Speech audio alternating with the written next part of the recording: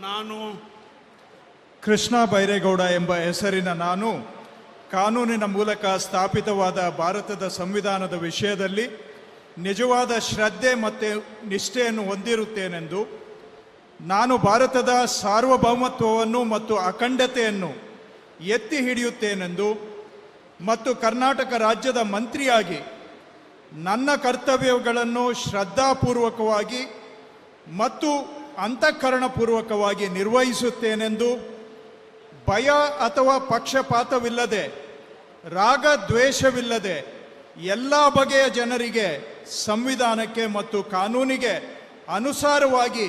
ನ್ಯಾಯವಾದದ್ದನ್ನೇ ಮಾಡುತ್ತೇನೆಂದು ಶ್ರದ್ಧಾಪೂರ್ವಕವಾಗಿ ಪ್ರತಿಜ್ಞೆ ಮಾಡುತ್ತೇನೆ. ನಾನು ಕೃಷ್ಣ ಬೈರೇಗೌಡ ಎಂಬ ಹೆಸರಿನ ನಾನು ಕರ್ನಾಟಕ ರಾಜ್ಯದ ಮಂತ್ರಿಯಾಗಿ ನನ್ನ ಪರ್ಯಾಲೋಚನೆಗೆ ತರಲಾಗುವ ಅಥವಾ ನನಗೆ ತಿಳಿದು ಬರುವ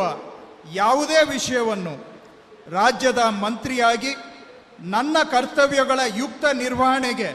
ಅಗತ್ಯವಾಗಬಹುದಾದ ಸಂದರ್ಭದಲ್ಲದೆ ಅನ್ಯಥಾ ಯಾರೇ ವ್ಯಕ್ತಿಗೆ ಅಥವಾ ವ್ಯಕ್ತಿಗಳಿಗೆ ಪ್ರತ್ಯಕ್ಷವಾಗಿ ಅಥವಾ ಪರೋಕ್ಷವಾಗಿ ತಿಳಿಸುವುದಿಲ್ಲ ಅಥವಾ ಬಹಿರಂಗಪಡಿಸುವುದಿಲ್ಲ ಎಂದು